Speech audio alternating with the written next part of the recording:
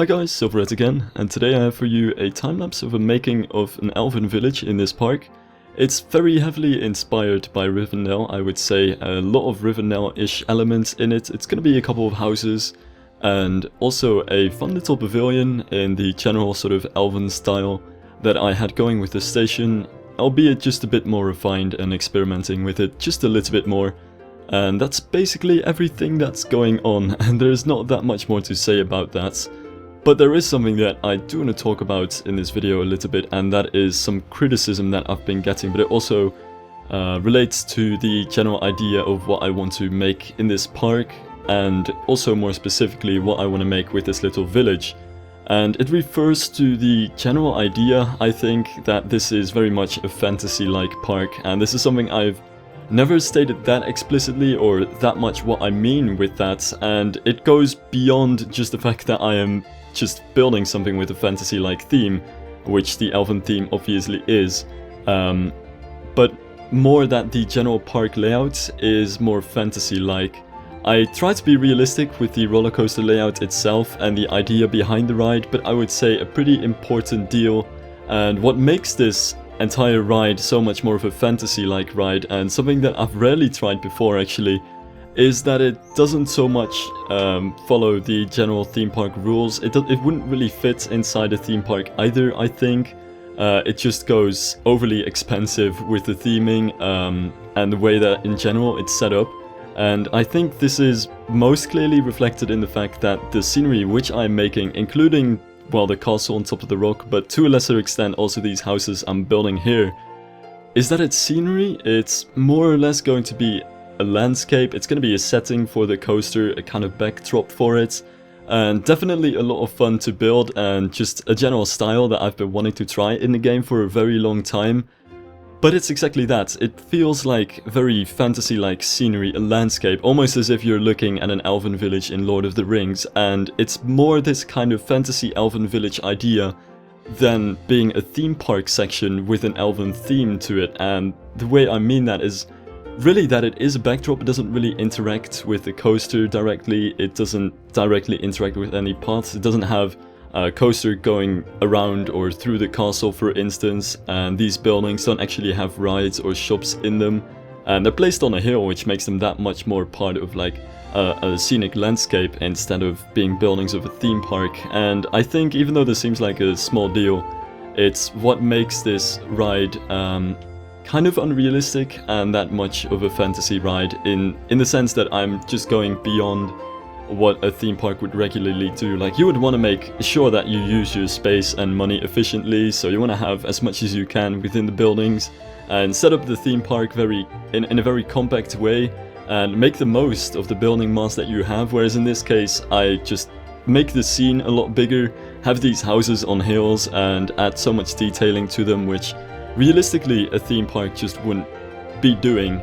And I'm not stepping into the fantasy realm of floating islands or of ridiculously large castles, but more or less in a sense of something that is just a little bit more towards the fantasy of actual elven village and magical castles than the way that they're portrayed in theme parks. And the way this kind of relates to some of the criticism that I've been getting as well is, well, actually I say some, but I've only been getting one comment about this and one comment relating to the paths, is that I don't really interact with the scenery over here. Like, the castle stands on top of a rock and it doesn't actually do anything with the coaster. That's mostly just kind of because I have that clashing idea behind having this landscape where I focus a lot on the scenery, on the buildings and the foliage, and on creating this overall picture of the elven village with the castle. Yet on the other hand, I also want to just make a coaster and have that in this valley, and I just figured it wouldn't really fit to have the coaster go around the castle or underneath it. For one, it's just way too large, and it was pretty much impossible to do with the inverted coaster here. I also was kind of annoyed by the supports of the inverted coaster, which just become incredibly large if you raise the inverted coaster a lot. Like, I feel it's pretty fine right now since the coasters are always very close to the ground and you don't have to worry about the supports that much. But if you try and make a really tall inverted coaster in Planet Coaster, supports go absolutely everywhere. So yeah, that's actually a bit of feedback I would give. Some vertical support would be great, or at least some more vertically slanted supports. But anyway, that didn't really work out in the end, so you kind of have...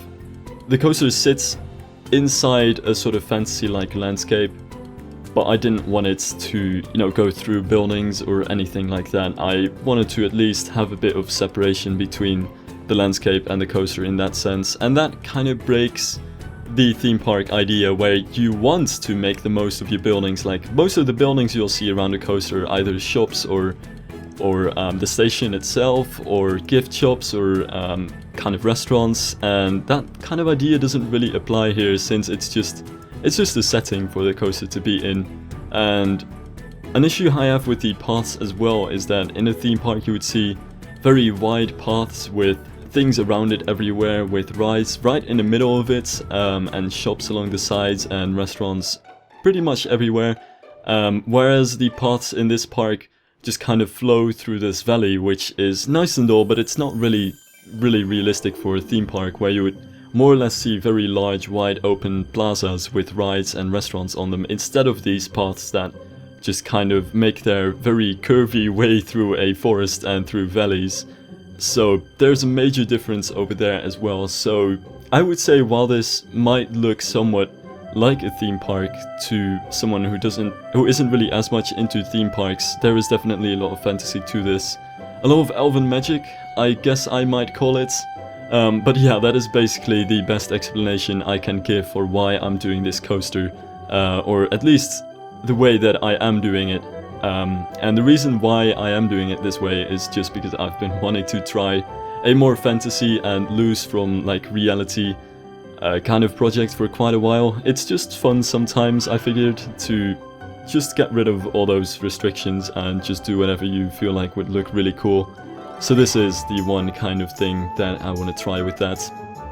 My next project that I do want to try, by the way, I hope is going to be something like Universal Islands of Adventure. I think Discovery World in Taiwan is actually a good idea of the scale and type of park that I want to go for. Even though it's got a rebranding lately, it's the Taiwanese park that's pretty famous for Gravity Max.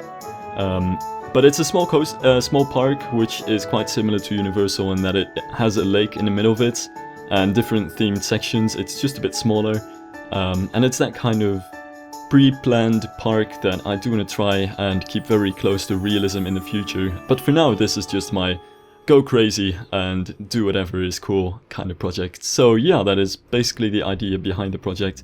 That's not to say that I don't appreciate feedback. As always, I do, but there's one problem with this series in that I'm doing this in a very short time span, and these videos are already kind of behind the progress that I'm actually making. And so while I can usually just listen and apply to any constructive criticism, at the moment it's just nearly impossible for me to actually do so, because by the time that your comments will reach me, I'll already be way far ahead in this coaster. And in just a few days, the deadline is already there, so there's not a lot that I can like change and tweak based on feedback on this ride, so that's one thing to keep in mind. Anyway, I hope that entire story made at least a little bit of sense. To get back to what I'm actually building over here and explain a little bit more about this building, I figured this would be nice to have sort of like the town hall kind of main building to this little village. It's not going to be a really big village. I don't want to go completely over the top. It's just going to have a few houses in there, but I still want to make it as large as I can without having to add too many buildings as I can, and just by placing it on a hill, that kind of works as well, to have these terraces underneath the buildings, but also kind of give the village a bit of height and depth without having to add too many buildings around it. Just have a couple of different buildings on a couple of different heights and rotations. That's the general idea. And I did want to place the, well, biggest, most important kind of first building on top of that hill and make sure that that's the highest, most visible building.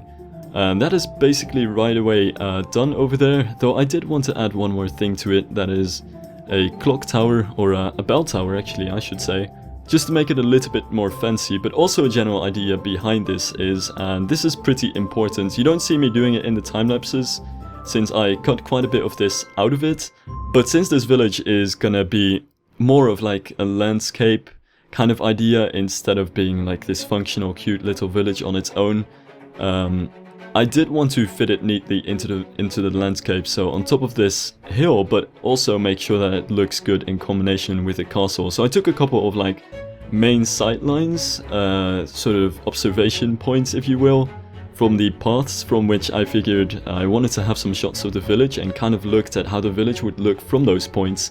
And the most important thing that I wanted to do with this is sort of get a gradual curve toward the castle. The issue that I had at this point is that the castle is already a very tall building, but it also sits on top of this very tall rock, and I really felt if I wouldn't add anything around it, the castle would stand on its own too much and look too much like a sort of very single lonely building.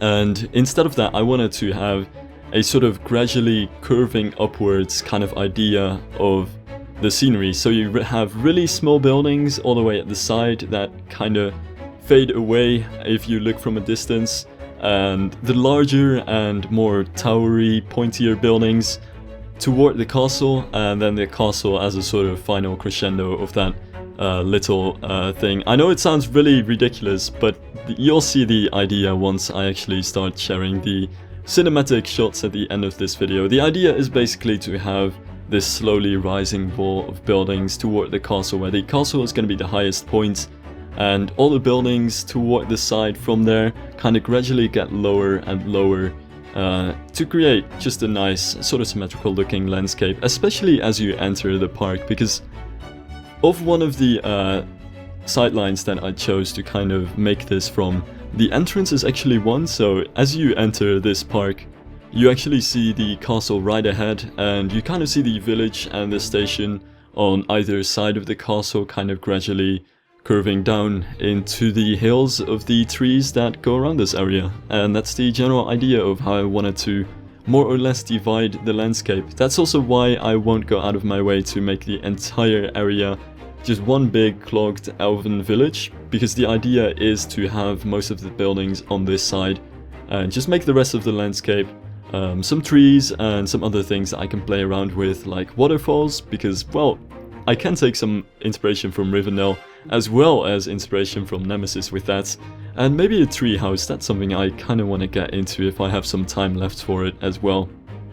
Though again, I haven't really said this so far, but I'm obviously on a very strict deadline with this project as well, so I'm kind of in a hurry with getting this done, and I felt that's something that kind of plays along with making this as well. I added the tower over here to this building to the left, just to add a nice little, well, not a nice little, a pretty big accent on the building on the left here, to make sure that the castle doesn't look so alone, and to kind of have that transition into the high peaks of the castle.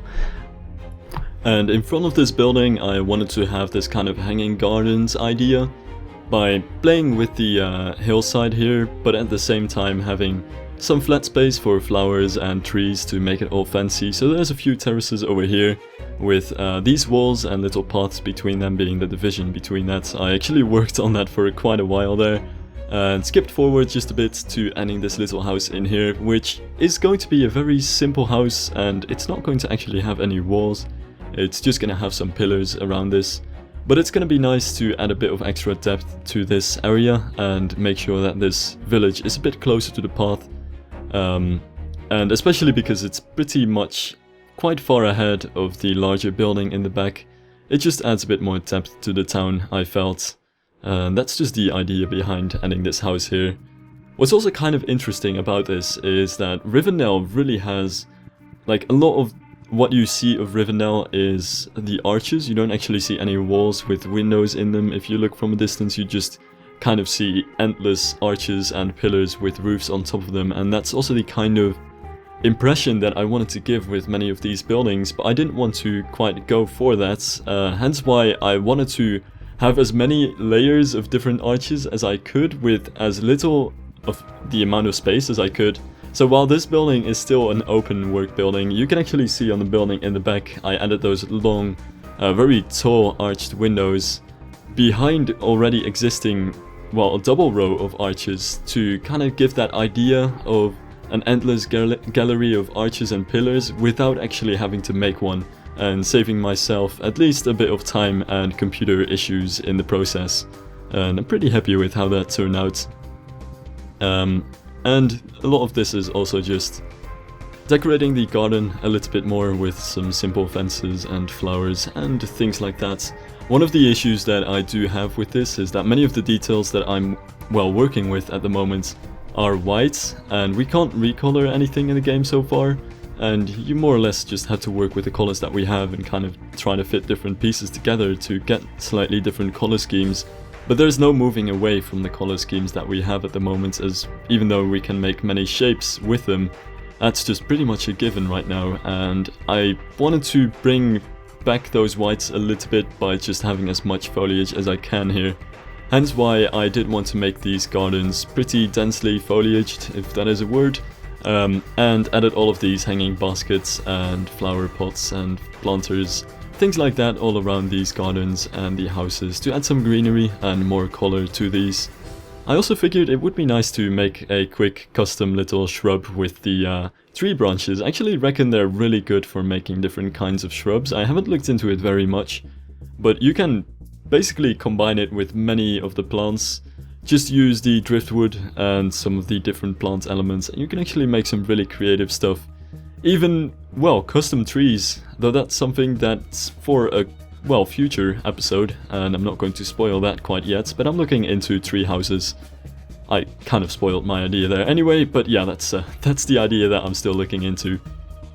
Anyway, moving on to the last build of this time-lapse, and this is, well, actually in the end it turned out to be one of my favorites. I didn't really expect it beforehand. I wasn't really sure how this would turn out. It's basically going to be a small pavilion.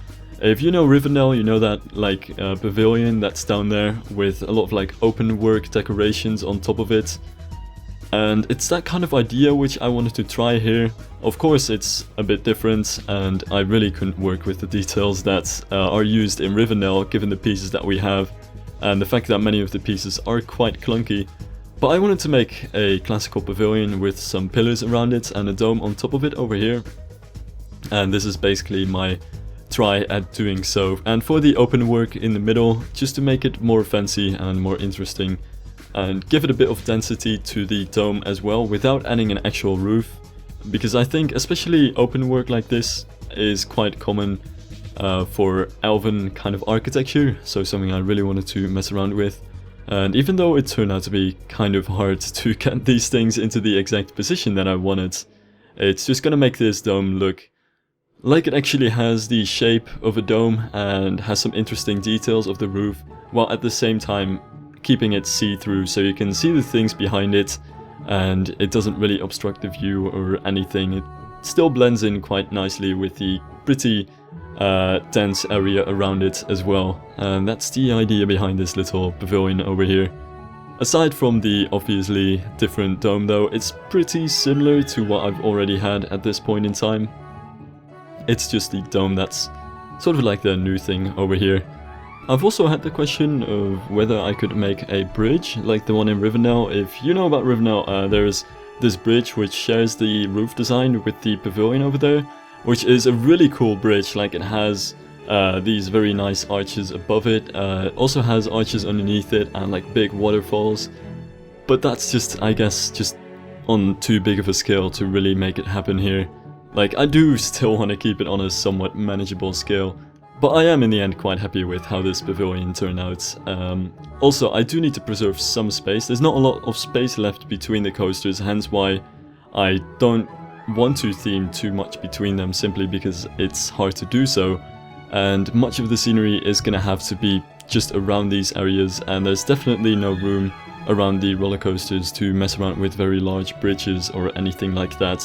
And another issue is that at this point I've got so many sight lines that I kind of want to keep around and kind of want to keep open and pretty much safe from foliage or buildings or anything that could block the view, that there are a lot of like protected areas within this valley where I don't want to build anything to prevent losing the view.